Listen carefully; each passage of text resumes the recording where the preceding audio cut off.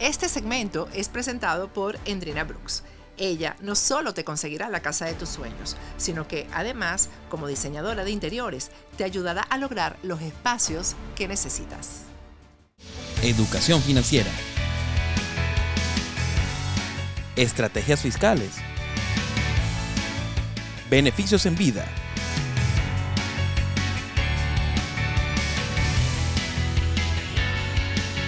Y mucho más.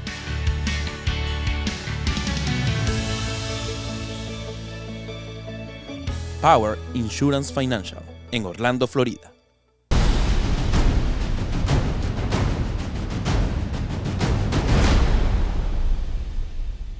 Buenas noches, buenos días, buenas tardes, Luis Hernando, ¿cómo estás, brother? Saludos a todas las personas, a todos los suscriptores que están acá en Factores de Poder.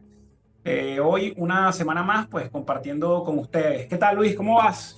Buenas tardes, buenos días, buenas noches, Eduardo, dependiendo de donde nos estén viendo, a ti y a toda la audiencia de Factores de Poder. Para mí nuevamente es un placer compartir con ustedes hoy martes 31 de octubre, Día de Brujas, Día de Halloween, donde lo celebren. Bueno, muchas cosas que hablar, Eduardo, mucho movimiento a nivel político, económico, social, a nivel internacional y a nivel interno también en Venezuela. Sin embargo, quisiéramos hoy hacer una reflexión. Sí, podemos dar una especie de vuelo rasante por las noticias más importantes, más allá de la incursión que ha tenido Israel dentro de la Franja de Gaza, donde no ha existido ninguna baja por parte del ejército israelí. Sin embargo, ellos han, según noticias que ellos han proporcionado, han dado de baja a miembros importantes de Hamas. Por otro lado, China y Rusia tuvieron una convención la semana pasada donde China dijo que iba a iba a multiplicar la cantidad de ojivas nucleares que tiene, y Estados Unidos, por su parte, en retaliación a esta negociación esta convención entre China y Rusia, pues hizo una propuesta en el Congreso de la creación de una nueva bomba atómica. El nombre es B6113, es 24 veces más potente de las bombas que se lanzaron en Nagasaki e Hiroshima. Yo me voy a tomar el abuso de citar textualmente a Sergei Shoigu, que es el ministro de Defensa ruso, el cual dijo que la línea occidental de escalada constante del conflicto con Rusia conlleva a la amenaza de un enfrentamiento militar directo entre las potencias nucleares. Es decir, todo esto que estamos viendo está sido llevando tanto o sea, de forma diplomática como en forma pragmática también, y es algo que es alarmante a nivel mundial, porque una guerra nuclear realmente podría acabar a la humanidad como la conocemos hoy en día. Muy aparte de todas estas cosas, porque siguen suscitándose eventos también importantes a nivel de la guerra entre Rusia y Ucrania, a nivel de Israel y Hamas, como veníamos comentando, lo del TCJ que acaba de anular las primarias, pero existe un flagelo que no hemos tocado y que yo considero que es parte del núcleo del problema en Venezuela. En el 2001 aproximadamente, se filtró un documento en el cual Domingo Giordani, creo que se llamaba, corrígeme Eduardo, el ministro de Economía para ese entonces de Chávez, que era el plan de mediocrización de un país o de un estado, que fue llevado, eso fue elaborado en Cuba, pero fue perfeccionado en Venezuela. Hace aproximadamente un mes comenzó el año escolar en Venezuela. Usted puede ver noticias tanto en los medios impresos como en los medios audiovisuales o digitales, y muchos establecimientos educativos, no tenían las condiciones básicas, las condiciones mínimas para dar educación o para dar clases a los estudiantes. Muchos estudiantes no están viendo clases en el piso porque no tienen pupitre. Muchos maestros no tienen ni siquiera escritorios ni pizarras donde elaborar pues, lo que tienen que elaborar para poder dar las clases, y todos sabemos cuál es la capacidad de poder adquisitivo de un profesor o de un maestro en Venezuela, al punto que hay un video viral en estos momentos en el cual una profesora pide cola a un autobús para poder llegar al plantel educativo en donde ella labora. Entonces nosotros analizando todo lamentablemente todo este problema que tenemos, caemos en lo que es hoy una gran parte de la sociedad venezolana. Hace una semana también fue tomada la cárcel de Tocuyito, en Valencia, y salían declaraciones de personas que eran familiares de ciertos privados de libertad, ciertos presos, y estas personas endiosaban al plan de Tocuyito, alias Richarlis, o Richarlis, alias Richarlis, en el cual decían: Dios te bendiga, la bendición no se le quita a nadie, de verdad la bendición cuando de verdad es de corazón, pues está bien, pero ¿cómo tú vas a decir que él hacía bien su trabajo, que él llevaba bien el penal, que nadie tenía problemas, cuando esta persona lo que ha hecho es delinquir toda su vida? En el 2017, esta persona mandó a matar a un fiscal, fue condenado a 9 años, a 15 años, algo así, y le fue bajada la condena a 9 años y tuvo que haber salido en libertad en el 2017. Pero esta persona dijo: ¿sabes qué? Para mí es más lucrativo quedarme en la cárcel, mandar en la cárcel, porque aquí yo le cobro vacuna a los prisioneros, a los privados de libertad, a los presos, lo cual se le llama causa, en el argot carcelario se le llama la causa, tienen que pagar la causa, y aparte de eso extorsiono a todo el empresariado de la región. Esto, obviamente, es una apología al delito por parte de la sociedad, o de una gran parte de la sociedad venezolana, porque usted va a las redes sociales de este delincuente y usted va a ver fotos con peloteros, con grandes ligas, que no nada más venezolanos. Salvador Pérez, él tiene unas camisas firmadas por Albert Pujol y por Yadier Molina, ambos grandes ligas de los Cardenales de San Luis, y el último ex manager de los Navegantes del Magallanes. Tiene fotos con Anuel, el cual dio un concierto en Tocuyito, tiene fotos con Gustavo Ellis y pues con una infinidad de artistas del género urbano. Entonces usted se ve los mensajes que encuentra en estas redes sociales, y todos son alabando y endiosando a este delincuente. Ahí es donde vemos que el régimen ha hecho su trabajo de manera excelente, porque ese plan de mediocrización se está viendo hoy en día en Venezuela, al punto de que las personas aplauden a un delincuente. Y ahí es donde usted cae a entender: oye, ya va, de verdad el problema es solamente el régimen de Venezuela. Claro que es el problema principal, pero hay un problema de fondo que nosotros tenemos que atacar también, y yo no he visto a ningún político de la oposición atacando ese flagelo. Sabemos que existen estas campañas, sabemos que existen estas caminatas que hacen en campañas electorales. Bueno, que vamos a hacer un cambio, pero ¿dónde está ese cambio?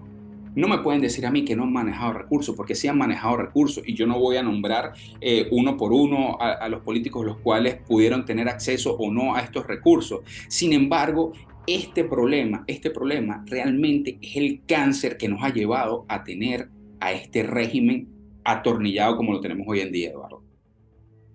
Sí, mira, Luis, bueno, dijiste, ahí hay varias perlas que tú vas colocando. Nombraste a Giordani, Jorge Giordani.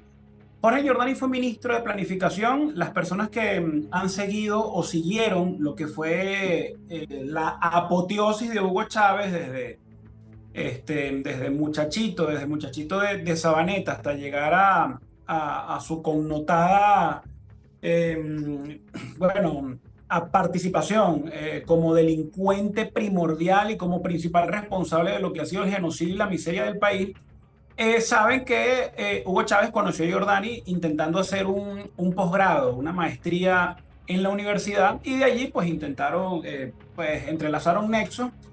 Y Giordani, nosotros estuvimos presos con un coronel, obviamente por temas de seguridad no lo vamos a nombrar, que él estuvo presente cuando tú hablabas del tema del plan de Giordani, que como todo chavista, luego de que muere Chávez y digamos que perdieron protagonismo, ahora pues no sabían nada, todo estuvo mal.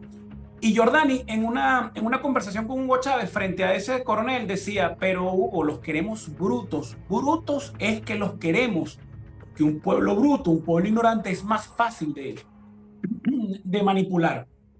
Y Baduel decía que en muchas conversaciones que tuvieron con Fidel Castro, en las que él estuvo presente, el mensaje era el mismo, era el control total y la sumisión total de la población por medio de la descultura. y por medio de la apología a la ignorancia. A mí me llama la atención y yo muchas veces lo he comentado, por lo menos hablemos de la Fuerza Aérea. La Fuerza Aérea históricamente fue un componente, bueno, de plataforma tecnológica con mucha relación con los Estados Unidos y además el mismo tipo de tarea que desarrollaba la Fuerza Aérea, esto llevaba a un grado mayor de profesionalización, tanto de los pilotos como de la parte logística, de la parte administrativa, de la parte que estaba en campo, en terreno. Y entonces a mí me sorprendía cuando llega el chavismo, ya uno lo veía desde cadete, donde no estaba esto tan, no se había convertido en la cloaca que es ahora, pero ya pega veledor, donde tú veías a oficiales formados en Estados Unidos, formados en Francia, formados en las mejores instituciones a nivel mundial, capacitados, tipos de una cultura amplia, donde los tipos empezaban como a ocultar, a avergonzarse de su preparación. Y entonces ellos decían, a mí me sale mejor ahora hablar como un lengua mocha, a mí me sale mejor ahora vulgarizarme un poco, porque de esta manera yo tengo más entrada y seré mejor recibido dentro de las filas del chavismo.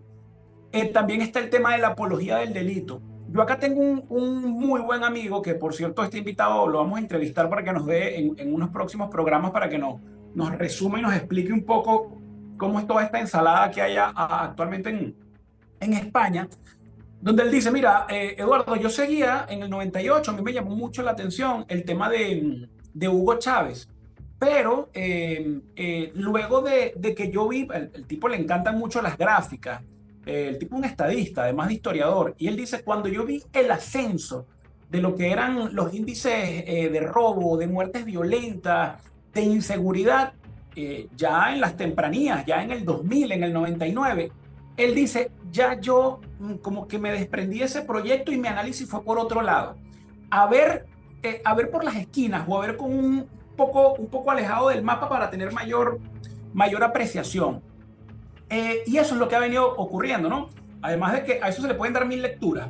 Pero dentro de la apología del delito, hay varios autores además que han desarrollado este tema, lo que ha sido, sí, la desciudadanía que ha habido. Que además nosotros le podemos caer a callapa a nuestros conciudadanos y algunos dirán, pero es que imagínate, claro, empezará los dimes y diretes. Realmente esto es una consecuencia directa del chavismo. Si algunas personas han sido más permeables que otras, ya ese es otro tema. Lo que sí es que es responsabilidad de nosotros o de los que pues consideremos que hay que alertarlo y recordarlo, decirlo y machacarlo, porque nosotros tenemos que reandamiar lo que es la sociedad y la ciudadanía en Venezuela. Porque no es nada más votar, no es nada más decir yo estoy en contra, no es nada más decir, coño, es que la vaina está jodida. No, va mucho más allá de eso. Va más allá de ver, o sí, va más allá de eso y consiste en ver qué es lo que está mal, en criticar y en no caer en la normalización de lo anormal. Yo tengo amigos que me dicen, no, Eduardo, la cosa en Maracay ahora está más tranquila, hay mucha más seguridad y eso está bien. Y yo, bueno, pero qué bueno. Sí, es que se llegó a un acuerdo con los pranes. Y yo, bueno, pero eso no es normal. Bueno, sí, la cosa está mejor porque ahora no tenemos apagones de 8 horas, ahora tenemos apagones de 4 horas. Y yo, lo que yo deseo, yo tengo mi familia en Venezuela, lo que yo deseo es que las cosas estén bien, pero nosotros tenemos que aprender y ser muy críticos para no normalizar lo que no está bien. Y entonces también nos acostumbramos al político mediocre y a las promesas y a no ver más allá lo que tú dices, el tema de los colegios, el tema de los hospitales, el tema sí, el control comunicacional y que se tiene. Mira, voy a leer una frase del libro 1984. Yo lo leí un par de veces, pero sí, ahora estoy viendo la película que está en Netflix. La película es del 85. Y bueno, ellos ahí tienen un ministerio que va tergiversando y manipulando la información. Y había uno donde algo así como el ministerio de neolengua, donde iban reduciendo el vocabulario para que la gente, bueno, minimizara a la gente al máximo. Y mira esta frase que dice, cada año habrá menos palabras y el radio de acción de la conciencia será cada vez más pequeño. Por supuesto, Tampoco ahora hay justificación alguna para cometer un crimen de pensamiento. Solo es cuestión de autodisciplina, de control de la realidad. Pero llegará un día en que ni esto será preciso. Es decir, el crimen del pensamiento. Hay algo que se llama heurística del juicio, Luis, y con esto cierro. La heurística del juicio es interesantísima, eso lo desarrollan algunos filósofos, porque es algo así como cuando tú vas a comprar un carro y alguien te dice, tú dices, voy a comprarme un Fiat Uno año, qué sé yo, 85, y la gente te dice, mira Eduardo, pero le está arrastrando el tubo de escape. Y a ti te gusta tanto el carro y la idea de comprarte el carro que tú dices, no, pero yo se lo puedo arreglar. Eduardo, pero mira, tiene los dos cauchos despichados. No, pero tranquilo, es que el tipo me dijo que me iba a dar los cauchos. Y entonces la gente te va bombardeando con realidades, pero tú dices, no, mi realidad es que yo lo quiero comprar y yo quiero creer que está bien. Ejemplo con hombres y mujeres. De hecho, los filósofos toman este ejemplo. Mira, tu mujer te está haciendo infiel o tu esposo te está diciendo infiel. No, no, eso es una amiga, eso es un primo, eso es un tío, o eso es una tía, una prima. Porque, y es lo que dicen, todo el mundo se da cuenta primero antes de la persona porque la heurística del juicio te ayuda o en este caso te sabotea y te dice, enfócate en lo que tú quieres creer. Nosotros hemos dicho y lo dijimos, no porque nos decían en el programa pasado, aves de mal agüero. No, no, yo quiero que haya elecciones libres en Venezuela y quiero que se democratice el país. Pero ante las evidencias, como la del Tribunal Supremo el día de ayer, nosotros no podemos ir en contra de las evidencias y de los números, a menos que haya algún fenómeno inesperado. Luis, esa es la realidad. Nosotros tenemos que luchar por reciudadanizar al país y decir lo que se tiene que decir. Creo que es nuestra responsabilidad. Mira, Eduardo, Joseph Goebbels dominó masas y él no tenía, bueno, sí había televisión, pero no como la tenemos en estos momentos, ya estaba comenzando lo que era la televisión. Él lo hizo más que todo en medios impresos. Él, dentro de esos principios de la propaganda, él decía que el discurso debía ser dirigido a las personas más ignorantes, para que las personas de mejor pensar o de mejor intelecto académico se tuvieran que minorizar y ir mediocrizando, tal cual como lo decía este plan de mediocrización. Es decir, esto es algo que viene arrastrándose desde hace muchos años y se ha ido perfeccionando sobre todo por regímenes totalitarios, ¿verdad? Entonces, vemos cómo el venezolano, el ciudadano venezolano, vive de ilusiones y siempre muere de decepciones. Yo no estoy diciendo tal cual como lo dices tú, que yo quiero que fracasen las primarias o que fracasen el poder elegir de manera democrática en Venezuela. Al contrario, creo que ambos, las personas que estamos aquí, abogamos por la civilización y por la salida institucional de este conflicto, pero es tal cual como usted ve al Richarly, al niño Guerrero. ¿Dónde están el niño Guerrero? ¿Dónde está el Richarly? Ellos dialogaron con el régimen y dijeron, está bien, te vamos a entregar la cárcel, pero se fueron. Porque son personas que no cumplen con las leyes, son personas que actúan delinquiendo y son personas que no tienen palabra, son personas que no tienen palabra de cumplir las leyes, entre comillas. Usted no le Claro, puede... entre malandros se entienden, además. Exactamente, pero ¿cómo usted le va a pedir al régimen venezolano que cumpla lo que se ha establecido en un diálogo cuando tiene más de 20 diálogos donde no cumplen nada? Entonces ya comenzamos a ver oye, mira, las primarias no las anularon, oye, mira, no han habilitado a María Corina. Eso nosotros lo sabíamos, eso ustedes lo sabían. Entonces no es algo nuevo, hay que saber contra quién se pelea, hay que saber contra qué nos estamos enfrentando. Y no estamos enfrentando, lamentablemente, a personas que no juegan a la democracia, a personas a que no juegan de manera diplomática, a personas que no juegan de manera limpia y pulcra. Son personas que son bajas, son personas que son criminales. Un grupo delictivo, una organización delictiva. Exactamente, y como criminales tienen que ser tratados. Vi una entrevista con Antonio Ledesma hace un par de horas atrás, en la mañana de este día, y él decía, ¿cómo que se llama el dictador de Chile? Pinochet. Pinochet salió por un referéndum.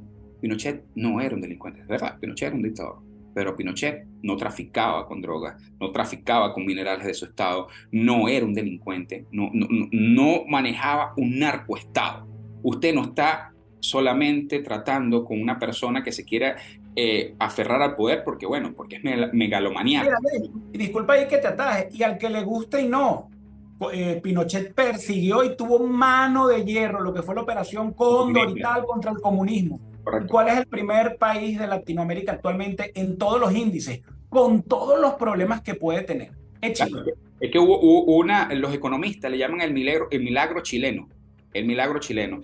Y entonces, Eduardo, para finalizar y concluir con nuestra reflexión, y nos disculpan de que no nos metimos en ningún tema, a desarrollar ningún tema en general, sino esta reflexión, es que el cambio tiene que ser interno, de lo micro a lo macro, para poder llegar a ese objetivo que es salir de esta escoria, salir de esta cúpula criminal que se llama chavismo, que se llama régimen de Nicolás Maduro, de Diosdado Cabello, todos estos criminales. La única forma que nosotros podemos aportar, porque muchos nos dicen, nos preguntan, bueno, pero ¿qué piden ustedes? ¿O qué aportan ustedes? ¿O cuál es la solución? Bueno, la solución inicial es esa, es educarnos de manera correcta, es buscar los medios para que la generación que viene de relevo de verdad tenga la capacidad de analizar y de hacer un análisis correcto de las situaciones. Luis, había una historia que decía de estas, bueno, con un contenido de reflexión, y decía, un señor ya en sus postrimerías, en su lecho de muerte, él decía, cuando era joven quería cambiar el mundo, cuando tenía muy joven, tenía 40 quería cambiar mi país, luego quise cambiar mi ciudad, luego quise cambiar mi barrio, luego quise cambiar mi familia, y ahora en mi lecho de muerte entiendo que para cambiar todo eso tuve que haber iniciado Conmigo. por cambiar yo. Es así. Ojalá lo logremos, yo estoy seguro que lo logremos porque tenemos además la calidad humana como venezolanos para hacerlo. Y les daré una información que quizá muchos piensan, no, Estados Unidos le va a volver a poner las sanciones a Venezuela. A Estados Unidos no le conviene en estos momentos que se deje de comercializar el petróleo venezolano. Lamentablemente, las cosas que están ocurriendo a nivel internacional, el régimen se está aprovechando y Estados Unidos pues da el brazo a torcer porque necesita el petróleo de Venezuela. Entonces, no queremos desanimar, no queremos ser aves de mal agüero, como nos dijeron, simplemente... No, pero la cuestión es ser realista y trabajar bajo la evidencia. Y ya. Exactamente, exactamente. Usted no puede construir un país o lo que sea en unas bases de mentira. Usted tiene que tener las bases sólidas. Para tener esas bases sólidas hay que hablar con claridad, hay que hablar con la realidad y con lo que es. Porque si no, eso tarde o temprano se va a derrumbar. Eduardo, un placer realmente compartir contigo, compartir con toda la audiencia. Nos disculpan que no nos metimos en ningún tema como tal, pero era necesaria esta reflexión, hacer esta catarsis. Ustedes pueden hacerlo también en los comentarios. Los invitamos a que drenen y que, bueno, compartan con nosotros sus ideas. Eduardo, Yo no sé si perdonarte, te lo digo la semana que viene. Un abrazo, hermano, y saludos a todas las personas. Que tengan una excelente semana.